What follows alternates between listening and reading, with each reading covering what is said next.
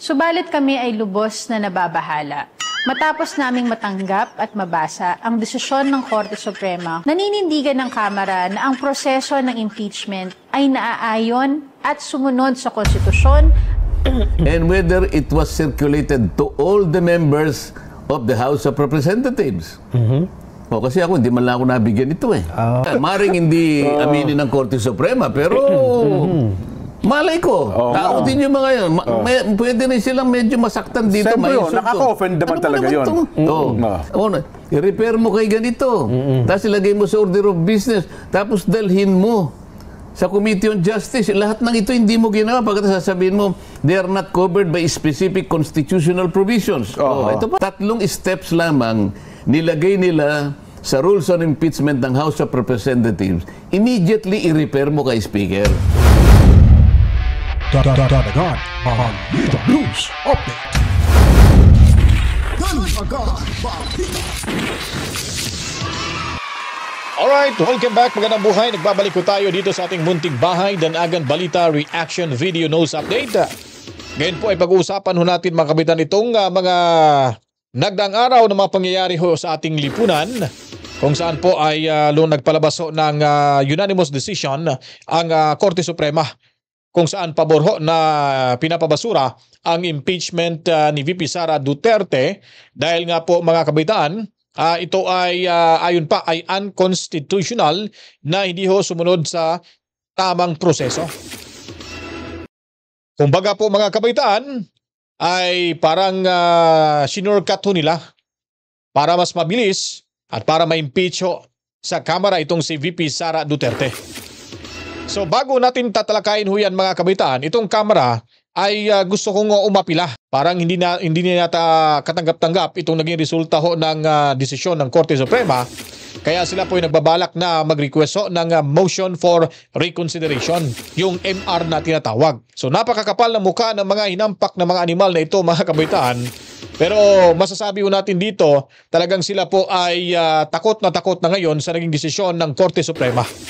So, bago ho natin ito ipapakita, ang naging pahayag naman dito ni Senador Marcoleta ay talagang butata ho sila ni Marcoleta at dito ho handa ho siyang tibagin ang mga mukhang malasemento, itong mga tunggusistang nagnanais na ituloy ang impeachment diyan sa Senado, mga kabalitaan. O unahin muna natin itong si Budlat. Una sa lahat, nananatili ang respeto ng Kamara sa ating Korte Suprema. Subalit kami ay lubos na nababahala.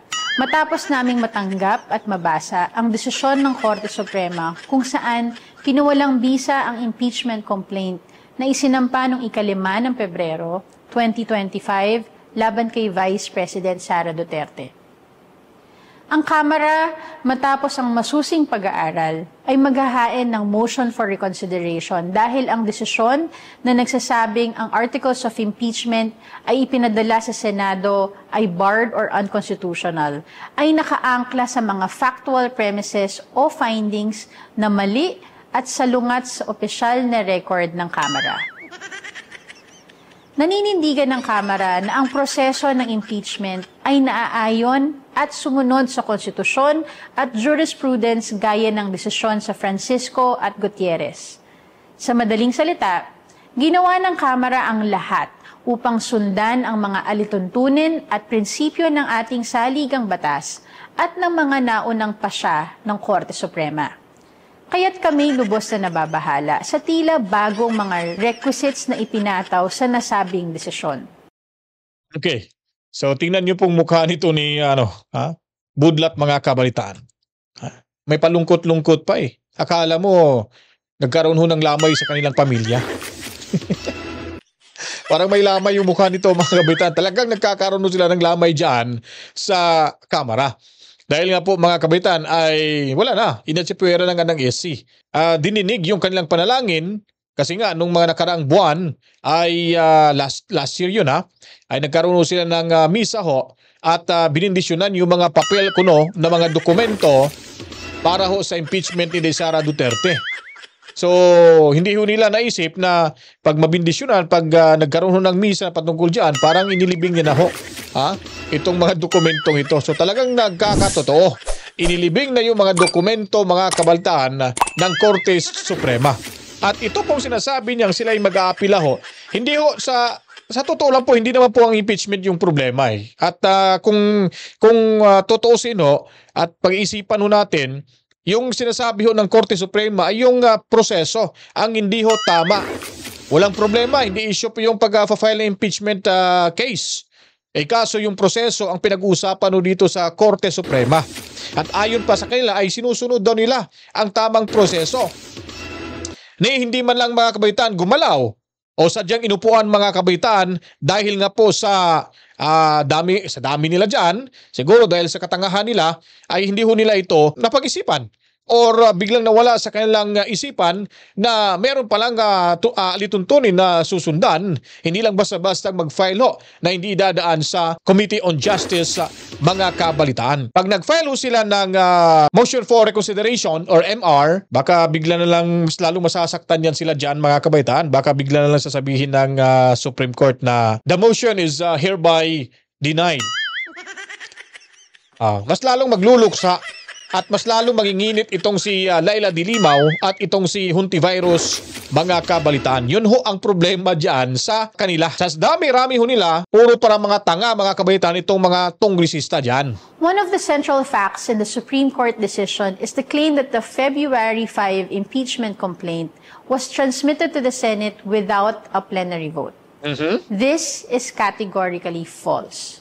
Mali po false ito. daw Noong February 5, 2025, si Majority Leader Manix Dalipe ang nagmungkahi na ipasa ang February complaint sa Senado. Wow. Batay sa katotohanan ito ay verified at permado nang hindi bababa sa 1/3 ng mga kaya nga natalo si Dalipe ni Ulaso ba yon? Yung sa Zamboanga yata yun yung nanikluhod yung dating congressman nila ngayon mayor na nailabas yung ayuda sa mula sa DSWD.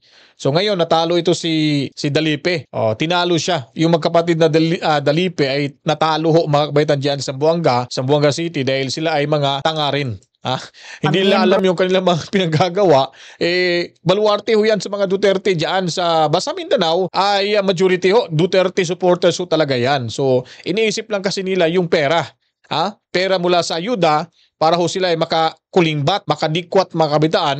At siguro iniisip na kung matalo mo lang ako, walang problema. May budget na tayo dyan Pero malaking insulto yan sa kanila dahil pinatutuhanan or pinatutunayan ng mga kababayan natin na sila ay hindi ho natitinag at hindi ho nadadala sa pera mula ho sa kanilang paggamit sa pera ni Juan na pambili ng boto mga kabalitaan. ng Kamara.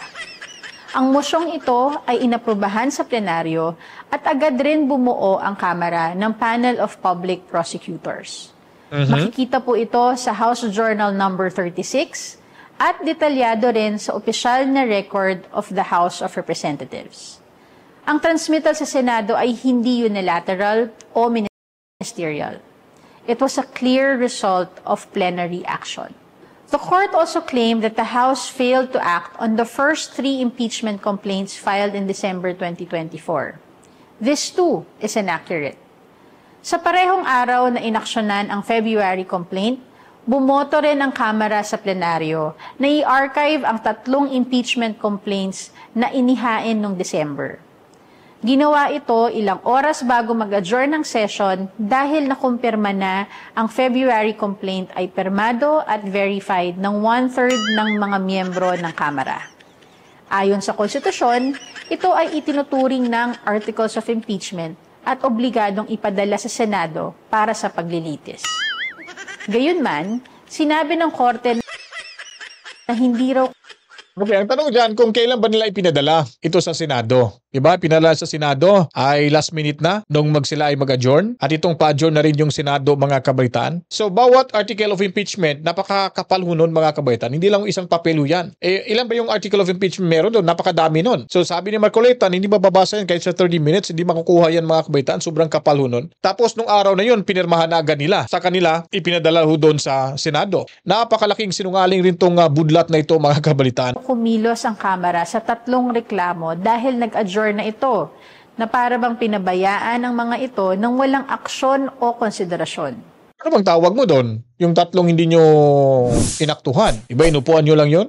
Hindi, pinabayaan nyo na. Pinatay nyo na yon. Yung issue dito, ba't nyo ginalaw ang pang-4? At yun ang sinundan nyo para ma-impeach Inday Sara Duterte. Yun ang question ng Korte Suprema. O ba't ngayon sinasabi mo dyan na kayo ay tama? Eh, mas magaling pa kayo sa Korte Suprema pala. Dahil pinipilit nyo yung sarili ninyo na kahit kayo ay mali, pag nagkaroon ng pagkakataon si Inday Sara Duterte na maging presidente sa 2028, talagang kabahan na sila dito mga kabaitaan. Una-una, ang rason, mahihirapan na sila na makadikwat pa ng salapi. Limpak-limpak na salapi mula sa kaba ng ating gobyerno. Pangalawa sila na naman ang lilitisin dyan at mararamdaman talaga ng hagupit ang pamaypay ng agila, mga kabalitaan. So resulta kasi ito mga kabalitaan sa mga utak dyan sa Kamara na nagmamarunong. Na kumbaga sila na ang may alam sa lahat. Kumbaga too good to be true mga kabalitaan. Ba't kailangan pa talaga ituloy ito mga kabalitaan ang impeachment na yung Korte Suprema ang siya pong pinakamataas kung pag-usapan yung batas. Kasi nga, yung Senado, yung Kongreso, ang tahas sa kanila ay gawa lamang ng batas. Tagabalangkas ng batas at yung presidente natin mga kabalitaan, siya po ang peperma para ito ay magiging ganap na batas. Ang hukuman mga kabalitaan, gaya na lang mga Associate Justice natin sa Korte Suprema, sila po talaga ang may kakayahan na mag-interpret kung ano po ba ang tamang kahulugan sa nakasaad sa mga binalangkas nilang batas na naging ganap na batas na sa ating bayan na kung saan ito ay naayon sa konstitusyon mga kabalitaan. Ba't kailangan pa ba nilang kontrahin yung naging desisyon ng Korte Suprema na hindi naman sila hurado? Ba't hindi na lang ikaw mag-apply ng hurado, maging Associate Justice ka sa Korte Suprema para kapanipaniwala yung mga reaction mo dyan? Bakit kailangang ipagpilitan pa nila na ituloy ang impeachment sa kadahilanan na sayang na yung pera ni Juan de la Cruz? Wala silang napala nitong nakaraang eleksyon. Binibili nila yung boto ng taong bayan, subalit lumabas yung final result or yung totoong resulta ng halalan, lumagap itong mga hinampak na ito mga kabaitaan. Ito naman si Budlat, hindi inintindi ang kapakanan ng taong bayan dyan sa kanyang distrito. If I were you, Budlat, respect the decision kung ano mang sinabi ngayon sa Korte Suprema, kasi nga ang kinalabasan nito mas kayo pa yung magaling sa Korte Suprema. Parang kayo pa ang nakakaintindi sa batas kung ano ang ibig sabihin nito. Sinabi na ngang mali kayo dahil yung proseso ay hindi sinunod. Pero pinagpipilitan nyo pa rin na kayo ay tama. Tinuruan na kayo mga kabalitaan kung paano mag-file ng impeachment complaint dahil mali kayo. Sinabi ng Korte Suprema, wala kayong sinunod na tamang proseso at isinalaysay doon na ito dapat ang gagawin. So ang kailangan lamang gawin kung mag-file kayo ng impeachment sa susunod sa February 26, do it the right way. Huwag na yung patalon-talon kayo. Huwag nyo isipin yung pera ni Juan de la Cruz na kayo ay makakulimbat dahil mayroong pangako na naman si Tamba. Yun ang malaking problema mga kabaitan. Kaya nga kayo ay kinurek nga sa inyong mga pagkakamali tungkol sa pagsampa nyo ng impeachment. Ba't hindi nyo na lang kaya mag-file kayo ng impeachment sa susunod na taon? Tapos sundin nyo yung sinasabi ng Korte Suprema na kayo ay para naman makakuha kayo ng pabor sa Korte Suprema kung ano yung magiging desisyon sa susunod na pagkakataon. So ang hirap nito mga kabaitan, itong si Budlat, hindi niya tinitignan yung nangyari sa kanyang ama dyan mga kabalitaan. Napakakapal ng batok nito ng kanyang ama na hindi naman inalal ito ng taong bayan sa kanyang distrito, ay naku, umupo talaga at nagpasaklulo sa COMELEC. O, di ba? Ano bang tawag nun? Kakapalan ng batok at the same time, ganid sa kapangyarihan mga kabalitaan. Pinagpatuloy pa rin nila yung kanilang kabulastugan mga kabalitaan. Bistado na kayo Huwag nyo na kasi ipagpilitan pa na ang lahat na ito ay it's purely politically motivated mga kabalitaan. Pero itong si Senador Marcoleta ay talagang isinalaysay niya dito kung bakit nagka-buwisit-buwisit na sila sa kaso patungkol dito sa impeachment. Kung nakita ng Supreme Court to yung verification, isa pang problema yan. Ganun po. Kapag binasa mo yung impeachment complaint na ginawa nila, 32 pages yan, Jen. Yung last page, 32 pages, nakalagay, subscribed and verified before me. Sabi, ang nagsasalita si Secretary General Reginald Velasco. Subscribed and verified before me. Ganyan, ha? Na itong mga signatories are known to me and they're all members of the House of Representatives. Okay. And all of them signed this impeachment complaint consisting of 32 pages. Hindi verification yun. Hindi ba kung Sa siya mga abogado, tawag doon jurat. Jurat po ang tao. Ano siya yung jurat? Yung pinapanindigan mo, nakilala mo yung mga taong pumirma. Ayun. At pinirmahan nila ito. At ilan ang bilang ng pahina ng pinirmahan. Yun ang jurat. Yung jurat po ang Para tawag kung doon. gumawa ka ng affidavit na di mo nakalagay doon, subscribe and sworn to before me, tama po. Subarjaga, exhibiting. Alam nyo guys, ito nakaka-proud din tong dalawa, no? Hirit lang ako kunti mga kawitan, ha? Itong si Jen at saka si Nelson, talagang nakaka-proud ho ito dahil hindi ho sila mga abogado. Marami ho sila natuturunan dito kay Attorney Marcoleta. Kung may mga technicality ho na mga salitang medyo mabigat at hindi ho nila alam, ay inaamin ho nila sa sarili nila, tinatanong ho talaga nila kung ano bang ibig sabihin nito. Hindi ho gaya ng iba dyan na nagmamarunong tapos wala palang laman yung utak. Gustong malaman kung ano talaga yung ibig sabihin nito, anong ibig sabihin nun. Dapat pamarisan tong ganitong klaseng mga taong to mga kabitan. Dahil, di ba, kanina may salita si Marcolit, kahit ako nga, medyo hindi ko nga alam yun eh. Yung salitang pang-abogado lang kasi yun mga kabitan eh. Nasa libro nila ho yan. Si Nelson, si Jen, nagtatanong talaga, ano bang, yun pala ang tawag nun, di ba? So nakaka-proud ho sila.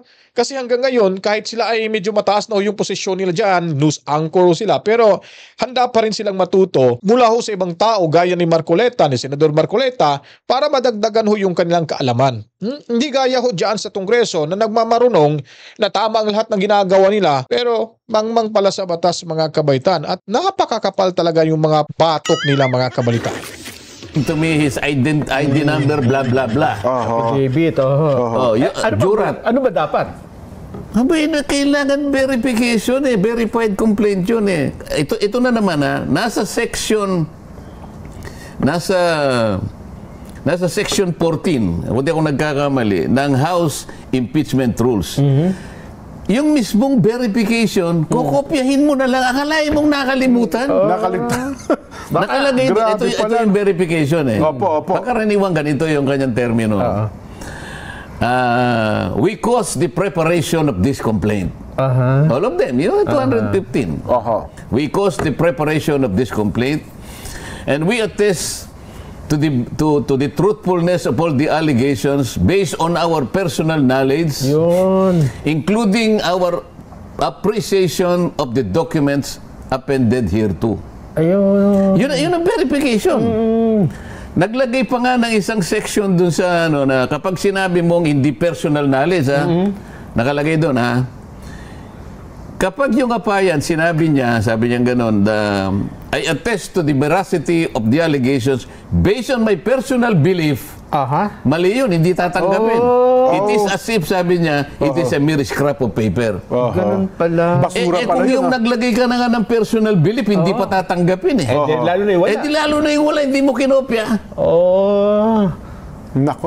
Isa pang yun, isa pang, baka hindi napansin ako, pero palagi ko nakita rin. Page 32, tingnan mo. Hindi yun ang verification na hinihingi ng rules ng impeachment. So ano bang sinasabi dito ni Budlat na sinusunod ho nila yung tamang proseso? Yung pagperma pa lang, yung pag-verify pa lang, wala nga pala, hindi. Pumirma nga lang doon pero hindi naman pala nila binasa yung articles of impeachment. So nandun nakasulat. Kaya siguro isa sa mga dahilan nito, kaya pinipiga ho sila ng Korte Suprema. Humihingi ng kaukulang dokumento, karagdagang dokumento na dapat naka-under oath itong mga hinampak na itong mga buayang mga animal na itong mga kabitaan upang sa gayon malaman talaga kung ano ang katotohanan. Kasi kaya ang rason hindi ho sumagot itong si Tamba mga kabaitan dahil nga po takot ho silang ma-cite in contempt. Kasi nga, under oath pag nalaman ho nila na hindi pala totoo itong mga pinapadala ho nilang mga dokumento, kasi isa-isahin yung mga nagpirma siguro doon, lalo na si Congressman Marcoleta, ay papatawag ho nila yung mga pumirmang tunglisista. Paano pag hindi makasagot? Nasarangan niya itong ABCBN dati mga kabalitaan, di ba? Napakatalinohin ito. When it comes of litigation mga kapitan, nako, eksperto ho dito mga kapitan itong si Senador Marcoleta. Isip-isipin mo, letra por letra nilagay na nga para sa kanilang guide Kokopyahin mo na lang kung bakit hindi pa nila kinopya. Nako, talaga naman. O kaya tinatanong ng Korte Suprema, sino ba ang opisinang nag-prepare nito? Ayaw din nilang Ayaw din sabihin. Isa yun doon sa mga ayaw nilang sagutin. Hindi po ninyo kaya, hindi po namin pwedeng yung sarili namin, kanya-kanya po tayong teritoryo. Hindi nyo napakilaw. Huwag nyo napakilaw sino gumawa niya. Basta kami... Yun ang isa sa ayaw nilang tanggapin. Isipin mo, 4 doon sa 10 nangatwiran sila, may kanya-kanya po tayong sariling teritoryo. Wala tayong pakialamanan. Oo, sinabi nila, hindi po kayo pwedeng maging crotch sa sarili namin. We are co-equal branch of government. Pero bakit na pala doon sa desisyon na ito, parang walang tinawag na oral arguments? Hindi ba kailangan magkaroon ng oral arguments sa isang usaping ito? Malinaw na nakita niya kaya nga humingi siya ng 10 impormasyon. Sabi ko nga yung una pa lang, yung letter A. What is the status of the 3 initial complaints? Sabi ko, ito na matindi. Diyan pa lang. Doon pa lang magkakaalaman na tayo. Nakalimutan niyo ba yung sinabi ko? Tama. Doon pa lang. Nakita niya, pinatay niyo o patay. Kung patay yun, yung pangalawa, hindi rin pwede. Hindi lalo yung pang-4, lalo hindi pwede. Ay, naku. Di ba? So, ano ba yung sinasabi dito ni Budlat mga kabalitaan? Ano daw, pinagbubutuhan daw nila na i-archive daw tong 3 at itong 215 pumirma ho sa pang-4 mga kabalitaan na impeachment complaint laban kay VP Sara Duterte. Sino po ba yung tama ho dito? Ito bang Korte Suprema or sila mismo na mapagpanggap na mga matatalino sa House of Retaliations? Pero wala naman palang kalaman-laman mga kabalitaan yung kanilang utak. Pag yung pag-uusapan yung impeachment. Kasi, kaya kung sinabing walang kalaman-laman, hindi nga sila nakalusot sa kamara. Dadami ho nila mga kabaitaan. Nakakaya ho itong mga kongresista ho natin. Yung iba naman kasi, pera-pera lang kasi yan mga kabaitaan. Akala siguro nila na hindi a-action yung Korte Suprema. Kaya medyo nagkakaroon ho dito ng kumbaga natakot yung iba na baka pag natuloy. Ito mga kabitan, pabor ho ito sa mga pumirma ho sa impeachment na hindi matuloy itong pagdinig, yung trial sa impeachment. Dahil pag natuloy, dahil hindi sila makakapunta sa Senado. Hindi sila uupo, hindi sila sasagot kung ano mga ipagtatanong ho sa kanila nung kanilang pinirmahan yung impeachment. Pero pag natuloy ho ito mga kabitan, nako, malaking dagok ho to sa mga pumirmang tungwisista mga kabalitaan. Dahil sigurado ho, sa kangkungan pupulutin tong mga hinampak na to. Ano ba isasagot nila? Hindi ka nila nabasa. Yung hindi pagbasa ay malaking labag na ho yan sa ating batas sa impeachment, sa House Rules o mga kabalitaan. And then pumirma lang sila, yung iba baka pumirma lang, baka tumawag mga kabitan, ito na, i-verified ko na ito, ganito, ganon. Sasabihin ko na, talagang makukulong ho sila dito mga kabalitaan, talagang masay in contempt ho ito, diyan pa lang sa Korte Suprema mga kabalitaan. Para sa akin, isang timely na pagdidesisyon ito. Dahil sa kung hindi dumating ang pagdidesisyon na ito, ganito rin ang mangyayari kung sakaling magkikita-kita kami. Matagal ko na rin sinasabi. Kanina, may binabanggit ako sa inyo kanina. Ito siguro ang nakapagbigay ng konting pagkainis sa Korte Suprema kung bakit minabuti na nilang ilabas ngayon. Ito yung binabanggit kong mga 4 na hinihingi sa kanila. Opo, sige. Na sinagot nila ng pabalang. Basahin natin yung 4 na hinihingi at isa lang ang sagot na ginawa. Ito. Una, as to the articles of impeachment transmitted to the Senate, which office or committee prepared the draft of the articles of impeachment and when it was completed? Isa yun sa hinihingi. Ito pa. As to the articles of impeachment transmitted to the Senate, when it was circulated to the members of the House of Representatives, and whether it was circulated to all the members of the House of Representatives. Kasi ako, hindi man lang ako nabigyan ito eh. Oh. So, hindi nila masagot na, opo, binigay po namin lahat. Kasi hindi totoo eh. Ngayon, pag sinagot nilang hindi po namin binigay lahat, edi mali na naman. Kaya hindi nila masagot-sagot eh. Ito pa yung isa. As to the articles of impeachment transmitted to the Senate, when it was circulated to the members of the House of Representatives, whether it was accompanied by the evidence for each article charged, or if there was a committee report for the information of the members to decide on whether to endorse or not. Ito yung mga hinihingi. Napaka talagang detalyado, ano? Ito yung huli.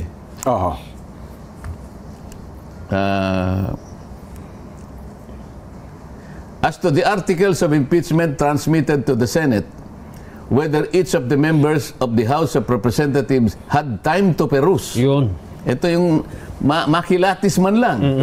Meron ba silang panahong kilatisin o peruse? Bigyan ng atensyon. Ng atensyon, suriin man lamang. Suriin. Whether each of the members of the House of Representatives had time to peruse the charges, the evidence, before affixing their consent. Hindi mo naman sasagutin naman ito. Napaka-importanting mga tanong ito. Ano ang kanilang sagot? Ano sagot? Iisang sagot nila eh. Response to items F, G, H, and I, J. Ito yung binanggit nating apat na inihingi ng Korte Suprema. Pero isa lang ang sagot? Ito yung sagot nila. Respondents most respectfully beg the indulgence of the Honorable Court and conveys the need to decline responding to the inquiries. Naku. Bakit daw? Ito nga, yung F, G, H, and J. Ito yung binasa natin kanina. It is the position of the House that these matters pertain to its internal proceedings, which have always been regarded as beyond the jurisdiction and scrutiny of this Honorable Court. So, yan sinasabi, wala kang pakialam dito. Internal sa amin ito eh. Kung naman kami pinakikialaman. Ganito ang ano eh. Buong galang po namin tinatanggihan. Siyempre, maring hindi aminin ng Korte Suprema, pero malay ko, tao din yung mga yun. Pwede rin silang medyo masaktan dito. Siyempre yun, nakaka-offend naman talaga yun. Continue, ha? Opo, tuloy po.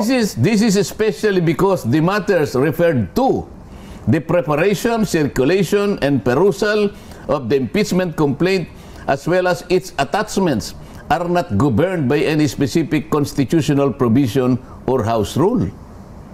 Ay, wala ka palang rule. Bakit mo sasabihin wala? Nakalagay nga doon sa rules mo eh. Dadalin mo sa...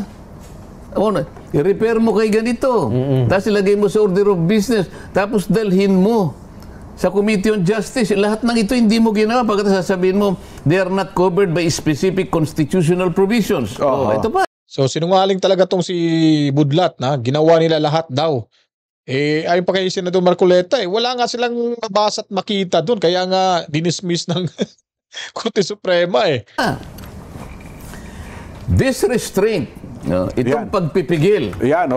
Itong pag-ayaw namin na sumagot sa iyo. Yung pagtanggi namin. Yung pagtanggi namin. Ang pagbabaliwala sa inyo. Mabigat yan. This restraint on the part of the respondent, on the respondent house, is grounded on no less than the separation of powers enshrined in our Constitution. Isipin mo, ang pagtanggi namin ito. Ang ayaw naming pagbigay sa iyo ng inihingi mo sa amin. Di ba? Ay nakasalig doon sa pagkakahiwalay ng tatlong sangay ng gobyerno. Sangay ng gobyerno, may kanya-kanyang kapangyarihan.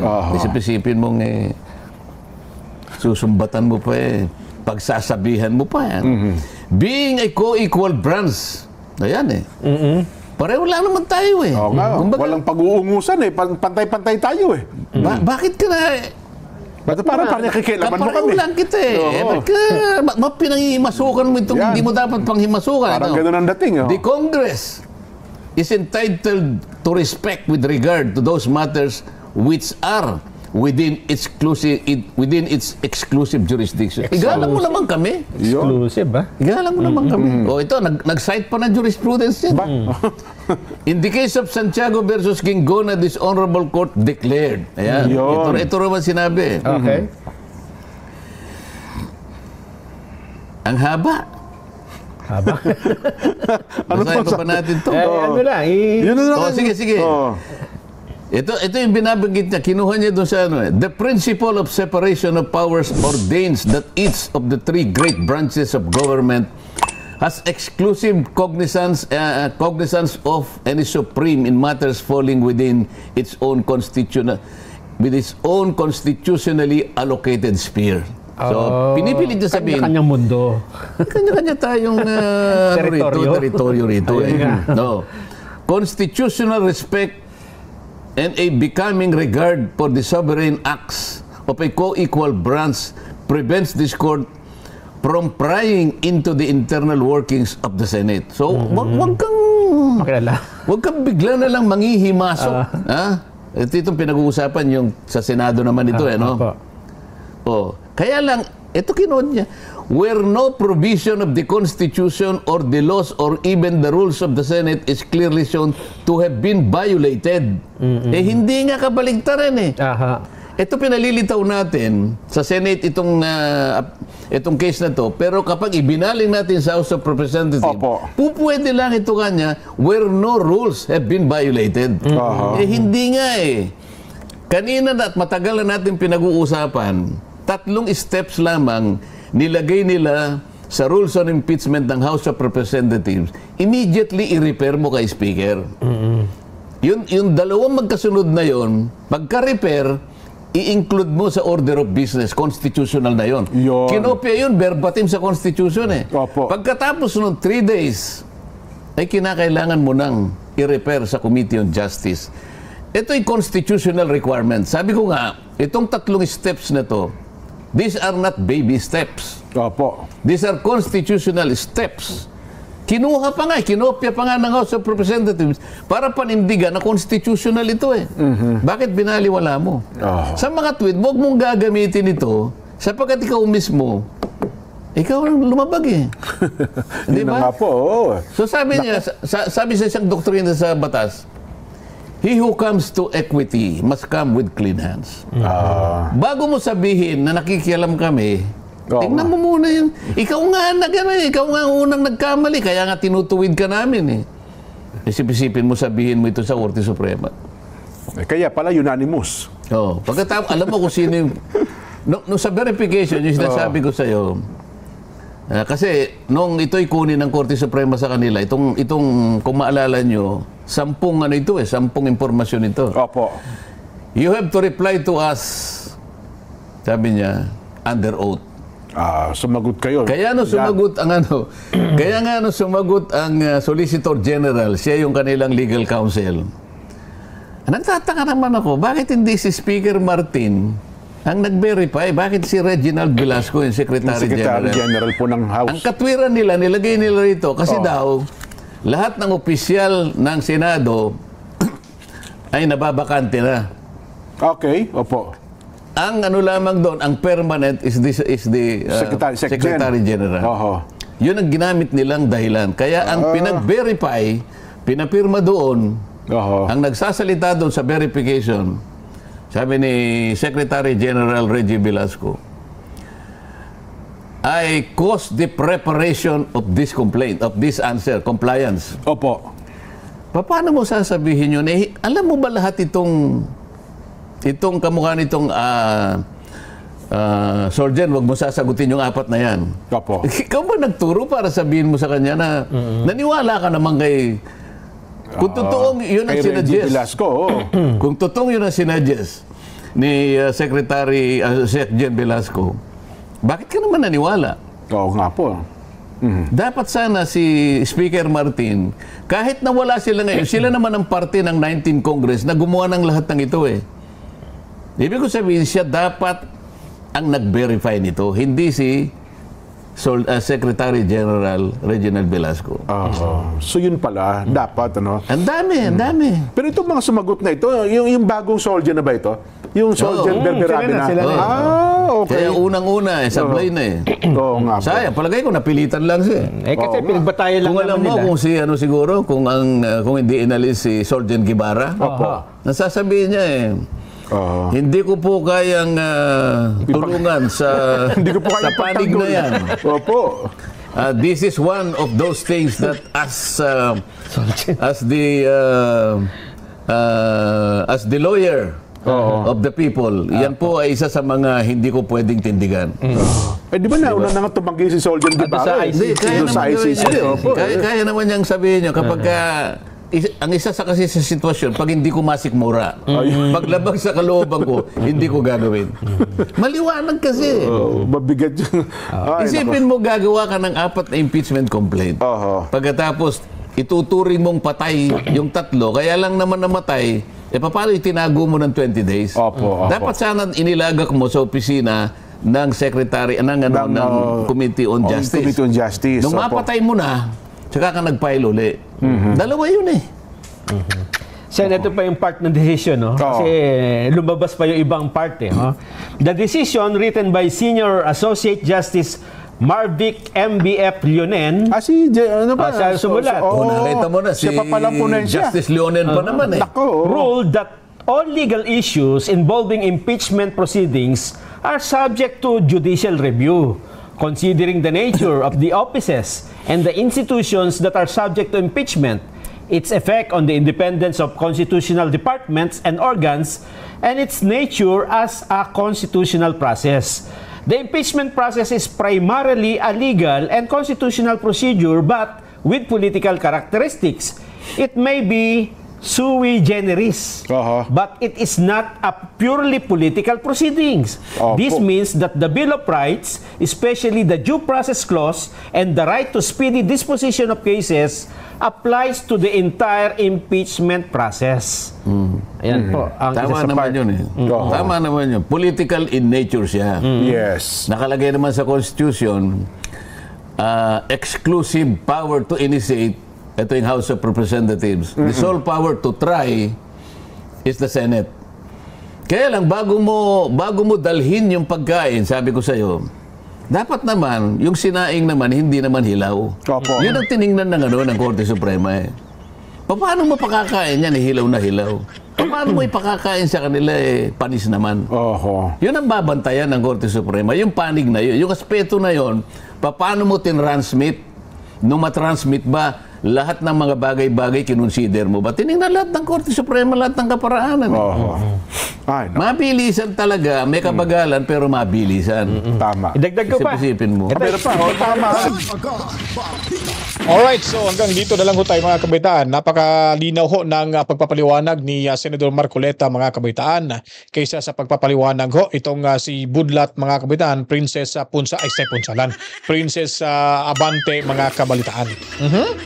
So, sino po ba yung paniniwalaan ho natin dito? Itong matinong abogado o yung isa yung bruhang abogada diyan sa mayabang kapulungan mga kabalitaan at itong Korte Suprema? Naturalmente ho, yung Korte Suprema ay wala na hong mas mataas pa doon. Sila lang ho talaga ang may karapatan na mag-interpret sa batas ho natin, hindi yung House of Retaliation o yung Senado o si Bongit man mga kabalitaan. Kaya kung nagustuhan nyo po itong ating video presentation sa mga oras na ito at kayo ay may natutunan ho, huwag kalimutan para malaman ng karamihan kung ano pang mga kaganapan sa ating lipunan. Paliguan ng maraming likes, buhusan ng maraming komento, reaksyon, opinion ang video ito. At of course, i-share nyo na rin po mga kabalitaan. Sa mga bagong salta at sa mga bagong subscribers, maraming salamat. Subscribe na rin po sa hindi pa po nakapag-subscribe. At pinutin na rin at buksan ang notification bell ho natin mga kabaitaan para kung meron ho tayong video gaya ho nito na bago, agad-agad nyo mga papanood pag nai-upload na ho natin ang video ito mga kabalitaan. Bago tayo magtapos, pasasalamatan muna natin yung ating mga kapatid na Muslim. Assalamualaikum sa inyong lahat. Maraming salamat, masalam. And then sa mga Pilipino dyan sa The Hague, Netherlands, mabuhay ho kayong lahat. At ingat-ingat lamang ho sa inyong mga ginagawa dyan. At sa ating laging sinasalduhang makabagong bayan ng ating bansa, ang overseas Filipino workers saan mang lupalop ng ating mundo. Mami Rose at Tobias family dyan sa Cebu, and of course si Ana Santos and si Ma'am Corazon Nikeda sa Japan, at lalo na po yung ating mga seafarers, maraming salamat. Sa mga nais pong maging exclusive member, pindutin nyo lang po ang join button dyan mga kabalitaan. Ako na po yung magpapaalam, at sa ating pagbabalik, abangan niyo po yung pinaka-presko at komprehensibong mga balitaan, makatutuhanan, dito lamang ho mapapanood, mapapakinggan sa ating munting bahay, Danagan Balita Reaction Video News Update. Luzon, Kabisayan ug Mindanao, saan mang lupalop ng ating mundo, basta adunay mga Pilipino. Ang bahay na ito ay para kanatong tanan. To God be the glory, Mowa, Chip Chip. Peace out. Danagan Balita.